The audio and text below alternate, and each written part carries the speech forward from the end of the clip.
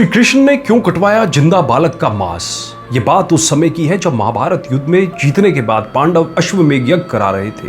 यज्ञ के अनुसार उन्होंने एक घोड़े को स्वतंत्र छोड़ दिया, जिसके बाद कई राज्यों से होता हुआ वो घोड़ा जब कौशल राज्य पहुंचा तो उससे वहां के राजा मोरध्वज ने रोक लिया।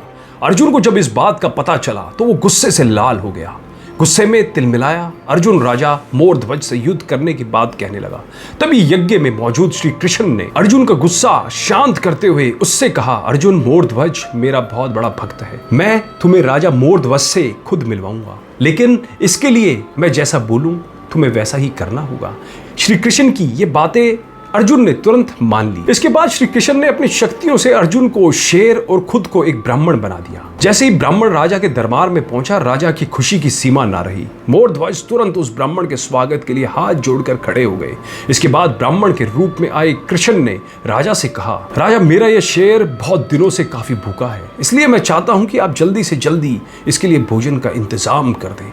मोरध्वज ने कहा, आपकी जैसी आज्ञा ब्राह्मण देव, मैं अभी इसके लिए भेड़ बकरी के मांस की व्यवस्था करता हूं। इस बात पर ब्राह्मण को गुस्सा आ गया। उन्होंने मोरध्वज से कहा, तुम क्या इसे कोई आम शेर समझ रहे हो?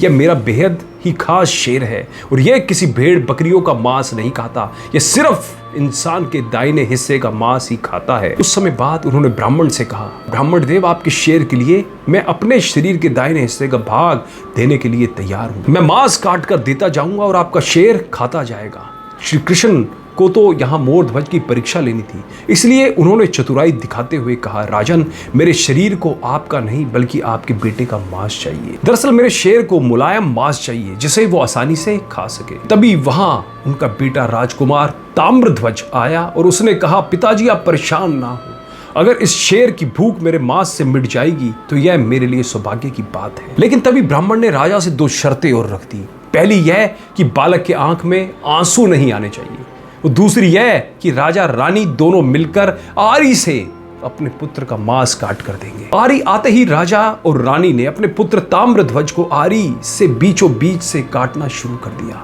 तभी ब्राह्मण ने देखा कि राजकुमार की आंख से आंसू बह रहे हैं। इससे ब्राह्मण नाराज हो गए और कहने लगे, मेरा शेर रोते हुए राजकुमार का मांस नहीं खा सकता, यह तो मेरी कही बात का अपमान करना है। यह सुनकर ताम्रध्वज ने कहा, हे ब्राह्मण देव, मैं नहीं रो रहा हूं, बल्कि यह तो मेरा बायां अंग रो रहा है।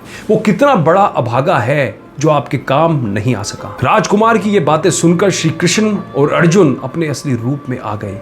इसके बाद श्री कृष्ण ने तुरंत राजकुमार के अंगों को पहले की तरह बिल्कुल स्वस्थ कर दिया।